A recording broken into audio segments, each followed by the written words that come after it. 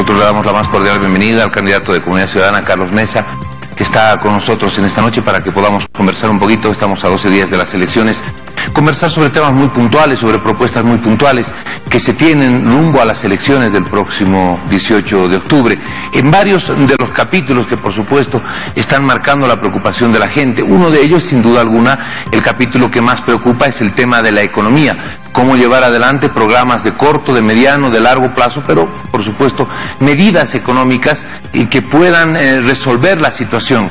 Este 2020 va a ser una situación muy difícil económicamente, muy difícil en cuanto a la generación de empleo, a los empleos que se han perdido y por supuesto muy difícil en cuanto a la reactivación económica. Don Carlos Mesa, muy buenas noches, bienvenido a Noches sin Tregua.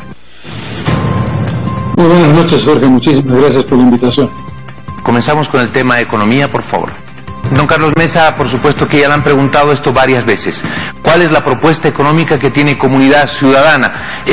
No va a recibir un gobierno, en todo caso, si llega a ser gobierno, Carlos Mesa, no va a recibir un gobierno con el tema económico muy fácil, muy sencillo. Económicamente, el próximo gobierno tendrá que vérselas muy complicadas las cosas.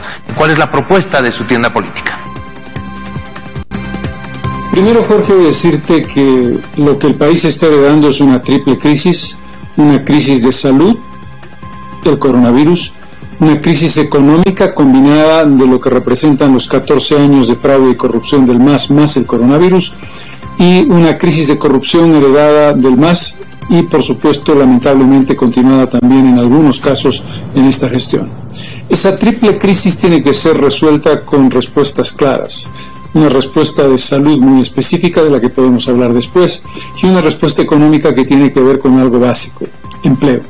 El empleo es el elemento clave y el problema principal que tiene quien nos está mirando, el ciudadano que nos mira, usted que nos está mirando, usted señora que nos está mirando. Empleos perdidos, empleos que no se obtienen, empleos que pueden perderse. La generación de empleo tiene que ver con una inyección de liquidez en la economía, una inyección de dinero que permita generación de trabajos, porque tú haces una inversión en los sectores que son más intensivos en captación de empleo, y la lógica de respaldar al micro, al pequeño y al mediano emprendedor, tanto individual como aquel que genera empleos directamente. En ese contexto tenemos que conseguir por lo menos 6.000 millones de dólares en la gestión inicial del gobierno 2021-2022. 2021 digo porque en realidad si llegamos al gobierno será a fines del 2020, y en ese contexto hay que conseguir un financiamiento multilateral y bilateral si es necesario, considerando que el gasto tiene que ser cubierto por el ingreso de impuestos, por el ingreso de exportaciones. Esa gestión tiene que hacerse a través de un sistema que permita una flexibilización del crédito y una lógica distinta de la tradicional, de la vieja idea de reforma estructural para decir ajustense más los cinturones. En ese contexto nosotros creemos que ese es el primer paso, que tiene que ver con elementos muy distintos a la crisis de los 80. Este no es un problema de inflación, este no es un problema de necesidad urgente de recesión, de reducción del déficit, sino de reactivación económica. Don Carlos, los empresarios privados, el momento más álgido de esta pandemia, cuando se estaban elaborando algunos proyectos económicos, algunos planes económicos de reactivación económica desde el gobierno, identificaban como una de las principales y fundamentales acciones que deberían llevarse adelante el tema precisamente de la inyección de capital como para hacer el salvataje en el corto plazo y poder dinamizar la economía. Usted habla de 6.000 millones, financiamiento multilateral. ¿Cómo se paga esto? ¿Cómo después se enfrentaría esta cantidad de dinero que se traería precisamente para reactivar la economía? Hemos tenido, como te decía, 14 años de fraude y corrupción, 14 años que nos han llevado a un déficit fiscal gigantesco, porque ya lo heredamos del MAS. El MAS nos dejó 8% de déficit fiscal, que se ha incrementado en 5 puntos con la pandemia del coronavirus. Un fraude que tiene que ver con 8.000 millones de dólares que el MAS ha dilapidado en el periodo 2015-2019, sacándoselos al Banco Central para una inversión totalmente fraudulenta y totalmente corrupta de proyectos que, como la planta de urea, son un verdadero despilfarro absolutamente inaceptable, y nos ha generado una reducción de la economía. Pero el elemento que queda todavía como aspecto positivo, afortunadamente a pesar de que el MAS duplicó la deuda, tenemos un margen de endeudamiento relativamente amplio que tiene que ver con cuánta deuda tienes sobre el porcentaje total de tu tamaño económico. En este caso, alrededor del 23-24% de la deuda es PIB, o sea, el porcentaje del PIB sobre la deuda es el 24%. Podemos duplicar ese endeudamiento, no es necesario hacerlo, tenemos 12.000 millones de dólares de deuda, podemos hacerlo con 6.000 millones, con una capacidad de repago que razonablemente puede captar el erario nacional y que puede repagar el erario nacional. Económicamente, ¿cuál será la relación de su gobierno con los empresarios, con el empresariado, con los agroindustriales, con el aparato productivo, con las unidades productivas? Las unidades productivas, muchas de ellas que forman parte del conglomerado de la informalidad de nuestro país, pero que generan empleo, pero que generan muchos recursos también. Entonces, ¿cuál será la relación? A ver, ¿a qué viene esto? Vuelvo a hacer mención al tema de los empresarios privados, que pedían mayor flexibilización, por ejemplo, en el tema laboral, de que las normas laborales eran muy duras, muy estrictas, desincentivaban la generación de nuevas empresas. Entonces, ¿cómo se va a manejar esto? Primero, Jorge, decirte que para nosotros el concepto fundamental es: hay que darle un impulso a la empresa privada, al empresario privado, a la inversión privada, tanto nacional como extranjera. Y cuando se habla de empresa privada, de iniciativa privada, no se habla solamente de grandes empresarios, por supuesto que también, pero estamos hablando del emprendedor personal, la persona que hace emprendimiento, el microempresario que genera 2, 3, 5 empleos, el mediano empresario que genera 15, 20, 50, eso es también iniciativa privada. No confundamos la idea de iniciativa privada solamente con la gran empresa, a la que también hay que darle un respaldo y un impulso. ¿Eso qué quiere decir? Que nuestro compromiso es que la inversión, la inyección económica, la posibilidad de generar espacios desde el punto de vista de liquidez, tiene que ver precisamente con la iniciativa privada micro, pequeña, mediana y grande. Segundo, hay que hacer una reforma estructural desde un punto de vista impositivo. Fin de la burocracia malsana, fin de la el camino de la hiperconstrucción de una red absolutamente inaceptable de tramitología. Los trámites como elemento que te hacen desincentivar cualquier iniciativa. Segundo, establecer en esa reforma tributaria un mecanismo que te permita universalizar la factura, un mecanismo que te permita reducir partes del IVA, un mecanismo que te permita agradar los impuestos a las utilidades de empresas, porque hay algo fundamental. Suponer que solamente puedes meter más ingresos al Tesoro General de la Nación por la vía del incremento impositivo es un error de apreciación. Lo que tú tienes que hacer es universalizar o ampliar la base impositiva, no generando nuevos impuestos, estableciendo impuestos más razonables que te ampliarán esa base y que te pasarán de la informalidad a la formalidad. Algo muy importante, la informalidad se ha incrementado dramáticamente en los 14 años del MAS, precisamente por este sistema extorsivo del mecanismo impositivo. Y finalmente, decirte que el paso de la economía informal a la economía formal tiene que ver con incentivos, lo que llamaríamos popularmente zanahoria y no palo. Y eso tiene que ver con la posibilidad de que si tú universalizas la factura, estableces los mecanismos de incentivo para pagar sin extorsión y para que entrar al sistema no sea un verdadero viacrucis, puedes conseguir un resultado muy positivo. ¿Generaría algún tipo de impuesto a algunas otras actividades, como por ejemplo el tema del impuesto a la coca, a la comercialización de la coca?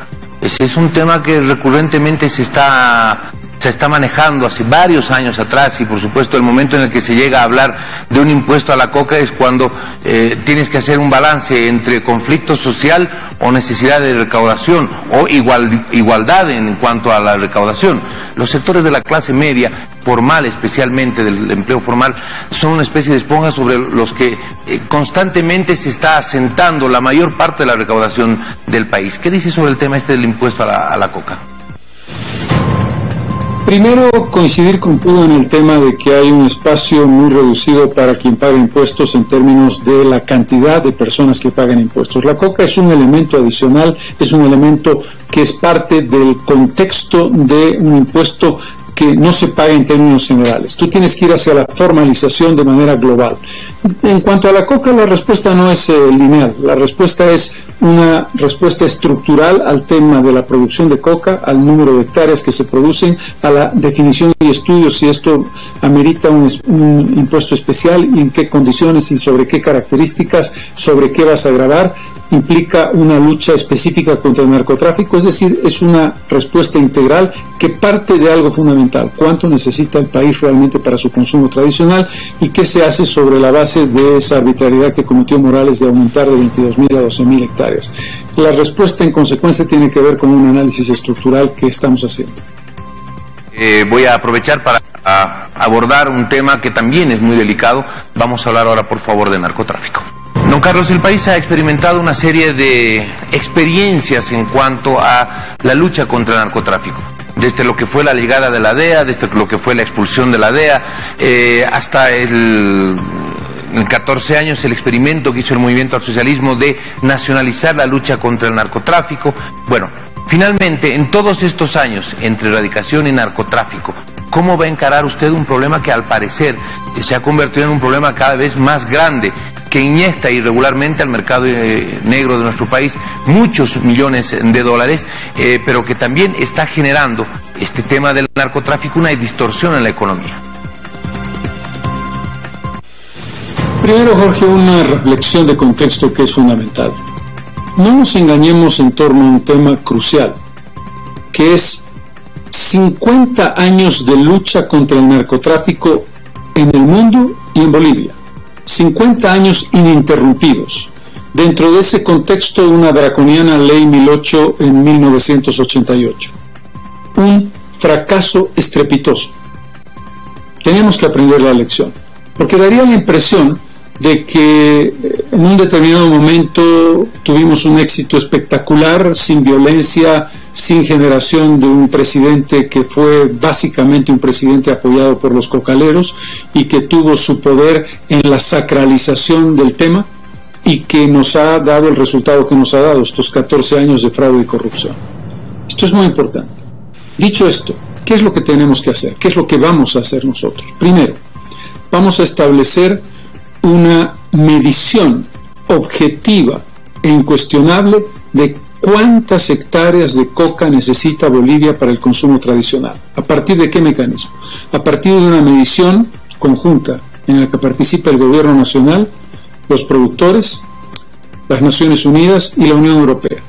Una vez que se establezca esa medición, esa cuantificación, podremos responder exactamente qué es lo que pasa con el resto de la coca y qué tiene que ver, lo decía hace unos minutos, el decreto, la definición, la ley o lo que se llame jurídicamente, que llevó adelante Evo Morales de pasar de 12.000 a 22.000 hectáreas legales.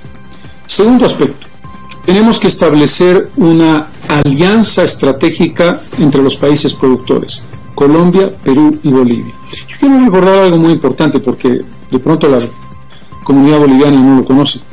Colombia produce casi 200.000 hectáreas de coca, 200.000 hectáreas de coca. Perú produce más de 60.000 hectáreas de coca. Bolivia produce alrededor de entre 33 y 35.000 hectáreas de coca. Es decir, la producción de coca colombiana es, pero muchísimo más alta que la producción de coca, y el 100% de la coca colombiana se va a la cocaína porque no hay consumo tradicional. Y allí en Colombia se llevó adelante el Plan Colombia, que fue un fracaso en una alianza entre Estados Unidos y Colombia. No quiero con esto satanizar a Estados Unidos. Yo creo que tenemos que reanudar relaciones plenas con los Estados Unidos de América, que es la primera potencia del mundo y que es un país fundamental para la apertura de mercados en el aspecto textil, por ejemplo. Pero hago una referencia específica para decir, esto nos lleva a una pregunta: ¿cómo establecemos una estrategia sudamericana? El otro tema, Perú tiene que ver con nosotros por una razón, porque Bolivia no solamente exporta cocaína boliviana, sino que es un país de tránsito de la cocaína peruana hacia el Brasil. Segundo elemento, tenemos que establecer una alianza en la lucha contra el narcotráfico con el principal consumidor de la región y el segundo consumidor mundial de cocaína, que es Brasil. Tenemos la frontera más grande bilateral y tenemos ese tema de tránsito y consumo. Tenemos que establecer una estrategia común de lucha contra el narcotráfico, de inteligencia, de estrategia y de acción directa de policías y de los organismos especializados. Lo propio con la Argentina. No podemos encontrar una respuesta unilateral. Bolivia sola no va a poder resolver el problema de la lucha contra el narcotráfico porque este es un problema transnacional y lo que tenemos que decir es no volvamos a repetir los errores de los 50 años pasados y establezcamos una respuesta de bloque regional que nos permita decir América del Sur tiene una estrategia de lucha contra el narcotráfico que va a ser eficiente. Y si no lo hacemos así, vamos a repetir los errores del pasado.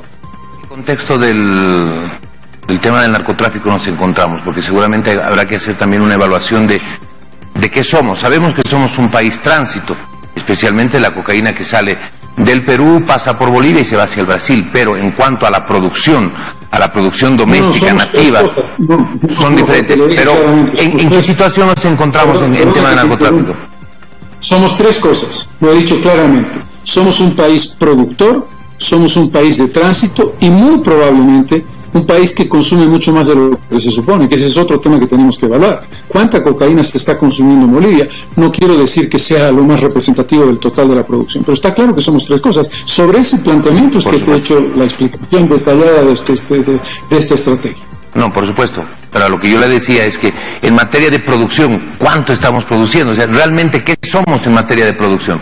Que eso también habrá que definirlo para ver las políticas internas, ¿cierto? Porque sí se sabe que se produce, pero realmente cuánto se está produciendo acá adentro y dónde.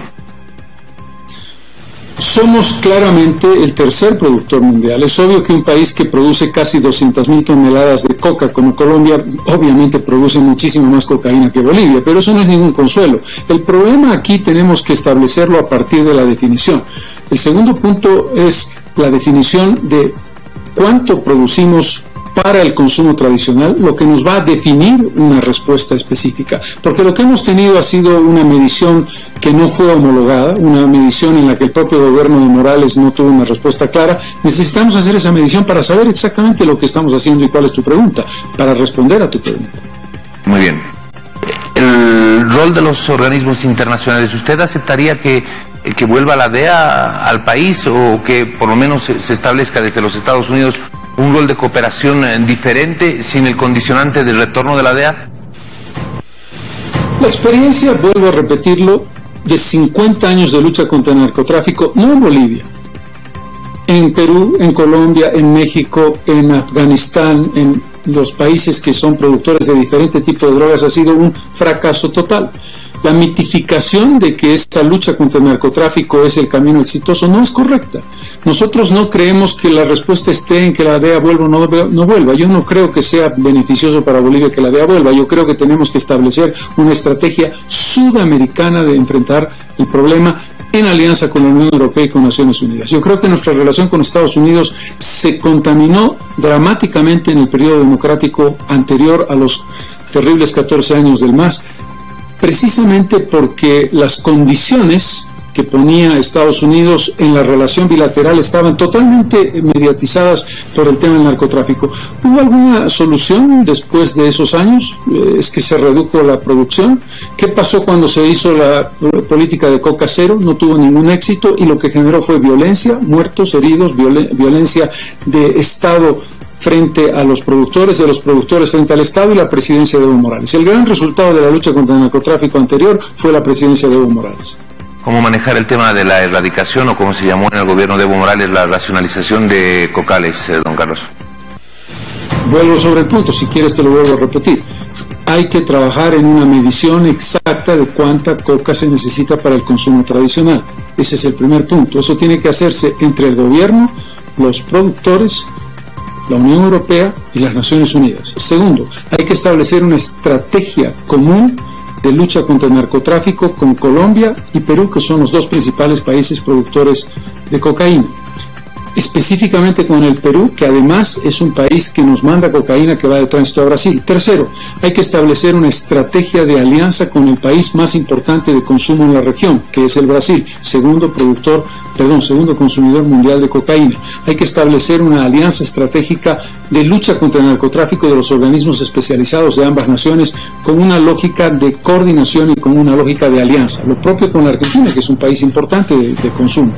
Tercero, hay que establecer un bloque sudamericano de países productores y países consumidores que definan una propuesta internacional que no esté condicionada estrictamente a lo que son las políticas específicas y diferenciadas de los Estados Unidos, que tienen un interés particular en la producción, sobre todo en México, en la parte de Centroamérica y el Caribe, en Cuba y en Venezuela y Colombia. Son dos escenarios distintos que tienen que responderse de manera distinta. Finalmente, vuelvo a repetirlo, este no es un tema que pueda resolver Bolivia por sí sola. Bolivia no puede resolver sola el problema del narcotráfico, porque el problema del narcotráfico es un problema transnacional. Bueno, lamento si no me dejé comprender bien la pregunta. Le consultaba sobre el tema de cómo se va a manejar la erradicación de cocales. Está bien que se va a hacer la medición, que por supuesto van a participar organismos internacionales y todo aquello. ¿Cómo se va a manejar la erradicación o la racionalización, como se llamó en el gobierno de Evo Morales, respecto, por ejemplo, a las 6 federaciones o la coca excedentaria que existe también en los yungas? Gran parte es de consumo tradicional, sí, pero también hay algunos lugares donde ha ingresado producción de coca que no está autorizada. Entonces, ¿cómo se va a manejar esa relación entre el gobierno y estas organizaciones de productores de hoja de coca? Vuelvo sobre el punto. Una vez que tengas definida la medición exacta del nivel de consumo de coca tradicional que el país necesita y el número de hectáreas, tienes que reevaluar lo que significan las hectáreas libres de producción que definió el presidente Morales, y establecer claramente una estrategia inequívoca, sin ninguna duda, sin ninguna discusión, de lucha contra el narcotráfico. Lucha contra el narcotráfico que establece, ¿no es verdad?, las operaciones que tienen que ser claras de represión a los narcotraficantes y a los productores de cocaína. Las relaciones tienen que plantearse sobre esa base, sobre una base de racionalidad, para saber exactamente cuáles son las características y condiciones. ¿De qué? De la producción, de los lugares de producción y de los espacios más críticos de producción de cocaína. Hablemos ahora de salud, dejemos el tema del narcotráfico, de la coca y todo aquello, hablemos de salud. Bueno, en materia de salud se ha hablado bastante, se ha dicho bastante, y creo que con la pandemia se han revelado más aún nuestras carencias y nuestras limitaciones. ¿Cuál es la propuesta que tiene Comunidad Ciudadana en materia de salud? Nosotros tenemos 4 puntos muy claros que tienen que ver con algo muy importante, Jorge. Hay que entender que la crisis de salud está estrechamente vinculada con la crisis económica. Y si no resolvemos la crisis del coronavirus, específicamente del coronavirus en primer lugar, no vamos a lograr una solución al tema económico, porque el coronavirus genera la posibilidad, por ejemplo, de una cuarentena. Europa está viviendo una segunda oleada de esa naturaleza que podría producirse en Bolivia y que nos podría poder colocar de nuevo en una situación muy crítica.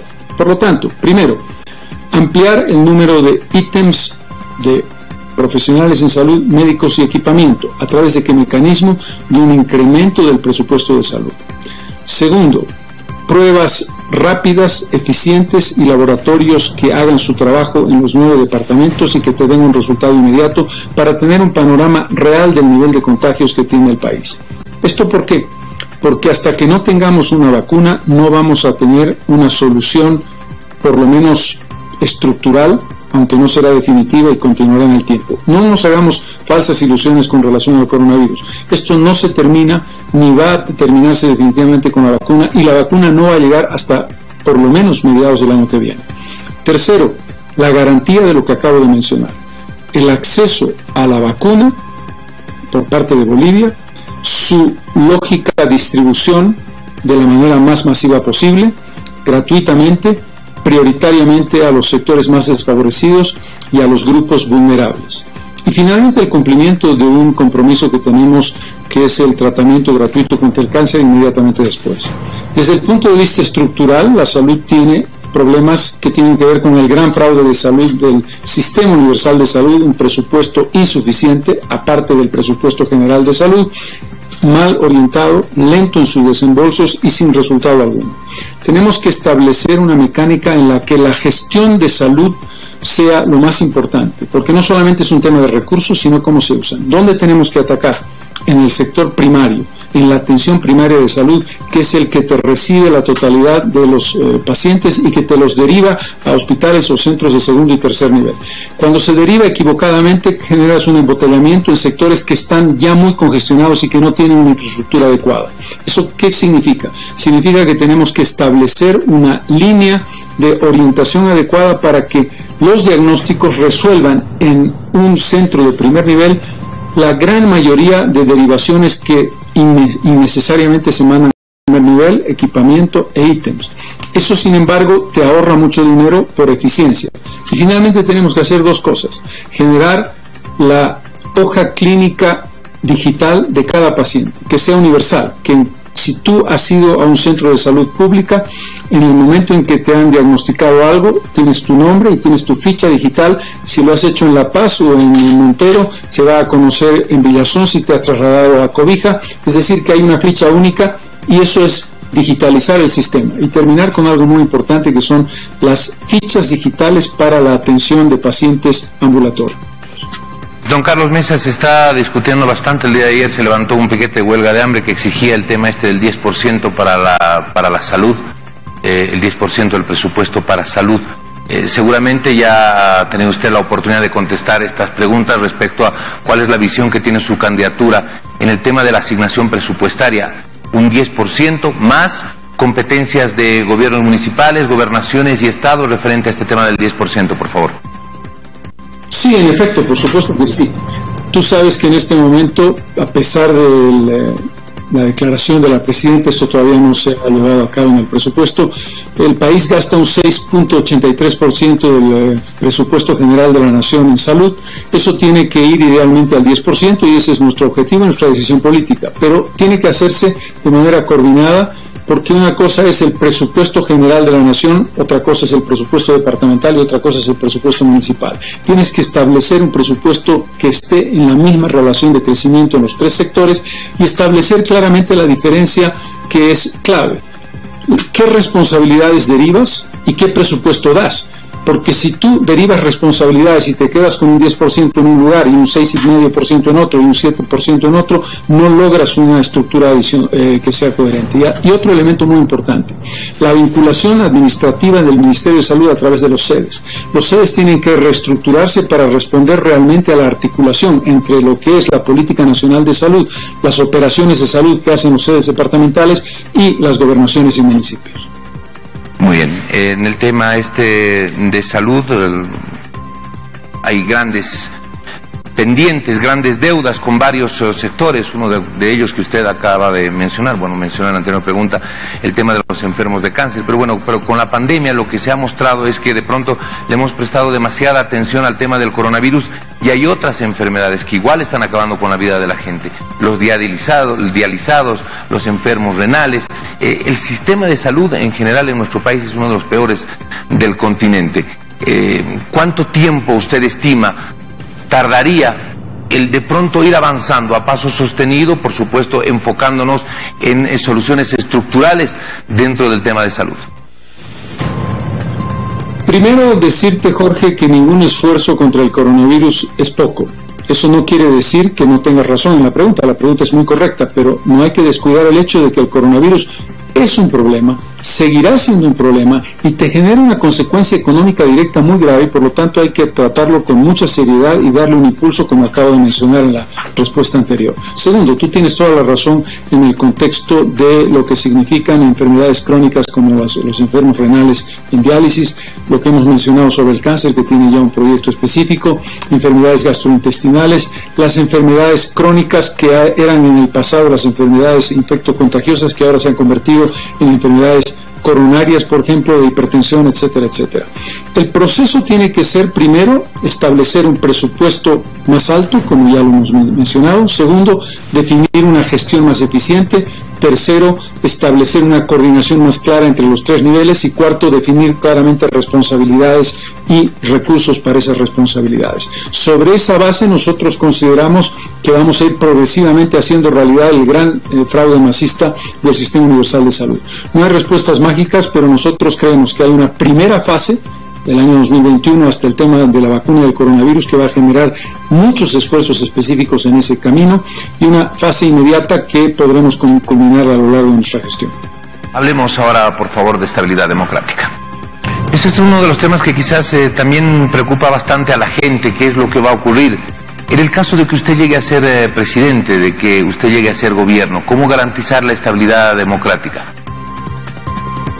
Cumpliendo la Constitución, haciéndola cumplir, cumpliendo la ley, estableciendo las normas de una convivencia ciudadana por la vía del diálogo, de la persuasión, y en el caso de que se produjeran hechos que impiden que el diálogo y la persuasión tengan efecto, llevar adelante los mecanismos que me permite la Constitución, con una respuesta proporcional y con una posibilidad de establecer una lógica de cumplimiento de la Constitución, y con mi compromiso de que seré elegido, si yo soy elegido, y eso espero que ocurra, por los próximos 5 años del periodo 2020-2025. Esos son 5 años, no 2 ni 3, 5. Para algunos analistas con los que tuvimos la oportunidad de conversar después del debate del que usted también participó el domingo, lo que se juega en primera vuelta, si es que existieran dos, pero lo que se juega en primera vuelta es una cuestión de poder, por el tema del control de los números en la Asamblea Legislativa, que te van a determinar muchas cosas y que te van a determinar gobernabilidad, por supuesto. Y si existiera una segunda vuelta, se jugará lo que es el tema de la presidencia. Pero este tema de la gobernabilidad y de los números dentro de la Asamblea Legislativa son trascendentales y fundamentales como para llevar adelante cualquier gestión. A usted, cuando fue presidente, le tocó gobernar con una Asamblea Legislativa, en ese momento un Parlamento, que estaba en contra, que no respondía precisamente a la línea gubernamental. Sí, en efecto, tú tienes toda la razón. La primera vuelta es crucial para garantizar dos cosas: el que tú puedas ganar la presidencia, y lo que tú acabas de mencionar con mucha precisión, el que tú puedas tener o no mayoría en la Cámara de Senadores y en la Cámara de Diputados. Eso quiere decir que nosotros estamos trabajando intensamente con nuestras propuestas. Este es un elemento muy importante. Comunidad Ciudadana le plantea a la ciudadanía un conjunto de propuestas muy claras y muy concretas. Tenemos respuestas, sabemos cuáles son. Nuestro programa Soluciones integra el conjunto de los elementos del desafío histórico para construir una primera vuelta que nos dé el triunfo y que nos dé ambas cosas: la presidencia y la capacidad de gobernar a través de una mayoría absoluta en la Cámara Alta y en la Cámara Baja. Este es el objetivo fundamental. Y eso tiene que ver con la decisión del pueblo boliviano. Es el pueblo boliviano el que decide si quiere un parlamento fragmentado o un parlamento que tenga una unidad que permita a quien gobierne hacer un gobierno adecuado. Si esto no ocurriera, Jorge, nuestra disposición, la he repetido y la hemos repetido muchísimas veces, ha sido siempre la del diálogo. Si no consiguiéramos la mayoría absoluta por la vía del voto popular, que es lo más importante, y yo quiero reflexionar contigo que me estás mirando, la importancia de votar por nosotros en primera vuelta no es solamente el que derrotemos democráticamente al MAS, sino que nuestra propuesta sea aplicable a través de la mayoría. Si esto no se consiguiera, por supuesto que vamos a construir alianzas con las fuerzas democráticas que quieren enfrentar democráticamente al MAS y que son otras candidaturas que estoy seguro que tendrán una disponibilidad por la vía del programa, no por la vía de las pegas, no por la vía de qué me das, qué te doy, de construir una mayoría parlamentaria. No habría la posibilidad de construir ningún consenso con los parlamentarios o con la gente del MAS. Eso está claro. Sí, con otras fuerzas que de pronto puedan tener representación parlamentaria. Eso también quiero aclararlo. Creo que es evidente. Creo que está claro, y está claro por una razón básica. Porque el 65% del país, por lo menos, no quiere que el MAS vuelva a gobernar. Porque yo me presenté como candidato el 2018, en octubre del 2018 y el 2020, para enfrentar y derrotar al MAS a partir de una propuesta transformadora en términos económicos, sociales y políticos. Usted había escuchado en los días anteriores lo que está ocurriendo con estos anuncios que se han empezado a hacer a partir de distintos sectores y de distintos actores, políticos en algún grado, sociales en otro, respecto a no reconocerse vencedores o no reconocerse vencidos, no reconocer los resultados de las elecciones y que aquello podría generar, luego del 18 de octubre, un clima de convulsión social. Me detengo ahí para pedirle sus consideraciones. Primero, Jorge, la pregunta sobre el cinismo y la falta de moral de quien hace tal advertencia. Es decir, los autores del más grande fraude histórico democrático reciente, Evo Morales y ahora Luis Arce, que lo representa y que afirmó en un programa de televisión que no hubo fraude y que hubo golpe de Estado, si la sinvergüenzura no tiene límites, nos vienen a decir ahora que ellos no van a reconocer un resultado porque habrá fraude. Es decir, adivinen que habrá fraude. ¿Sobre qué hipótesis? Sobre una hipótesis maravillosa. Ahora resulta que las encuestas definen al ganador, y si la encuesta te pone a ti como primero y resulta que el otro candidato te gana, y lo que a ti te vale no es el voto, lo que a ti te vale es la encuesta. ¿Por qué? Porque te conviene, porque te interesa. Ahora resulta que el señor Arce nos dice: yo no voy a reconocer la encuesta, perdón, la votación si no gano. Es tan ridículo, tan increíble, que no queda más que decir, no hay límites para las argumentaciones, entre comillas, que pretenden justificar lo imposible. Primer punto. Segundo punto. Esto muestra claramente que hay una intención muy característica del MAS, la hemos vivido cuando se definió la fecha de elección para el 18 de octubre, de amenazar, de ir a la violencia, de ir al bloqueo, de ir al caos y a la destrucción de la democracia. ¿Con qué argumento? Sin ningún argumento. Con el argumento del cinismo, con el argumento de la mentira, con el argumento de un falso presumir que va a haber un fraude porque yo, Luis Arce, no voy a ganar. Este es el elemento fundamental. El otro aspecto aquí es que tenemos que establecer dos cosas. Uno, esperamos que el gobierno de la presidenta Áñez responda con firmeza, con serenidad y con claridad en el caso de que se produzcan movilizaciones de esa naturaleza, que ya las hemos vivido y que afortunadamente el diálogo propiciado por el Tribunal Supremo Electoral dio como resultado una pacificación del país. Segundo, que la ciudadanía no acepte tales condiciones. No tenemos por qué aceptar la hipoteca y el secuestro de nuestra democracia, y en el caso nuestro no vamos a aceptar por segunda vez un nuevo fraude, pero en el caso de ellos aduciendo un fraude en su contra. Es algo increíble. Y ir cerrando con algunas preguntas esta entrevista, agradeciéndole por estar con nosotros, don Carlos Mesa, candidato a la presidencia de Comunidad Ciudadana. Hace 2 preguntas atrás hablábamos sobre el tema de la estabilidad democrática cuando comenzamos precisamente este capítulo. Usted decía: yo voy a estar 5 años, de 2020 a 2025, si es que llego a ser presidente. No 2, no 3, 5. Le han preguntado, me imagino ya en reiteradas oportunidades, y el cuestionamiento de los opositores a Comunidad Ciudadana y a la candidatura suya hablan precisamente sobre el tema de las renuncias, de lo que pasó cuando usted fue presidente. ¿Qué responde sobre ese tema? ¿Qué pasa con este tema de las renuncias y lo que constantemente se le ha cuestionado? Vuelvo a decírtelo, Jorge, por si no ha quedado claro. Yo, si soy elegido, espero el voto popular, voy a ser elegido por 5 años, voy a cumplir la Constitución y voy a desarrollar mi gobierno en ese periodo, que es el gobierno de un periodo constitucional completo. No hay nada más que discutir sobre el tema. El contexto de pronto fue diferente. ¿Habían otro tipo de situaciones que se plantearon cuando usted era presidente? Obviamente, no hay ni que decirlo, es elemental el sentido de la razón que llevó a cabo, que llevó adelante las decisiones que tomamos, tanto el 17 de octubre del 2003 como el 6 de junio del 2005. Muy bien. A partir de todo esto que hemos conversado, el tema de la economía, de la salud, de la estabilidad democrática, que por supuesto es eso lo que le interesa mucho a la gente, tener tranquilidad como para poder llevar adelante su vida diaria. Creo que este año las cosas han sido demasiado irregulares, y no solamente por la pandemia, sino también porque hay un nivel de incertidumbre respecto a lo que pueda ocurrir con las elecciones, el tema de la estabilidad democrática. Me permite tener una aproximación del equipo de profesionales que lo acompañarían, por ejemplo, en el tema económico, por ejemplo, en el tema salud. ¿Y por qué le hago esta pregunta? ¿Por qué le formulo esta pregunta? Porque identifico en estos los 2 temas más delicados y más sensibles quizás que en estos momentos como sociedad estamos enfrentando.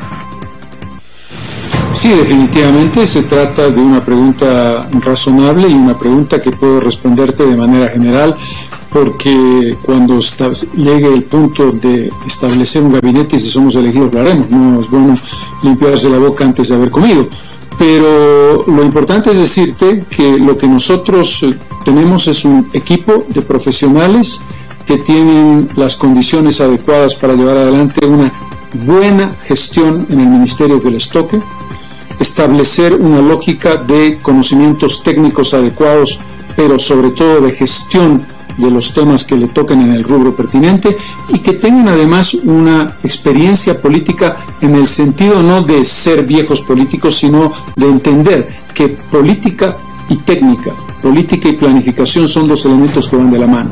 No necesitamos exclusivamente técnicos que hablan de manera académica sobre el tema, ni exclusivamente políticos que no tienen una visión clara de lo que representa la gestión. La política y la gestión técnica son dos cosas que deben ir de la mano. Si hay una coordinación adecuada, el resultado va a ser bueno.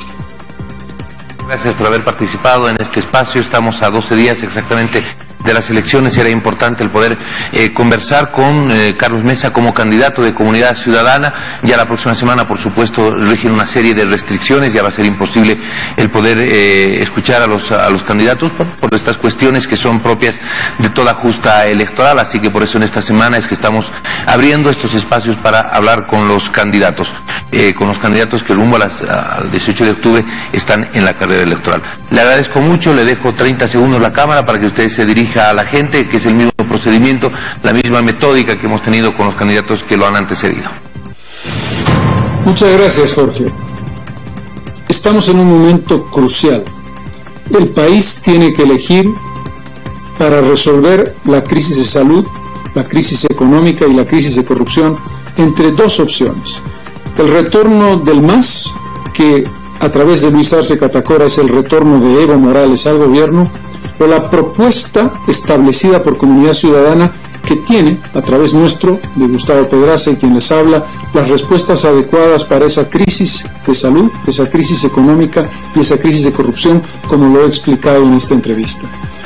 Nuestra preocupación está en ti, en el empleo, en la lucha contra el coronavirus, en una mejor salud, en una transparencia para que no nos vuelvan a robar con respiradores, ni con palacios, ni con museos, imagen y semejanza de una persona.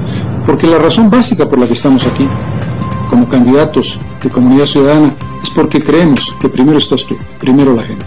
Muy bien, muchísimas gracias. Nos ha estado acompañando Carlos Mesa, candidato a la presidencia por Comunidad Ciudadana. Muy buenas noches. Muchas gracias, Jorge, muy agradecido.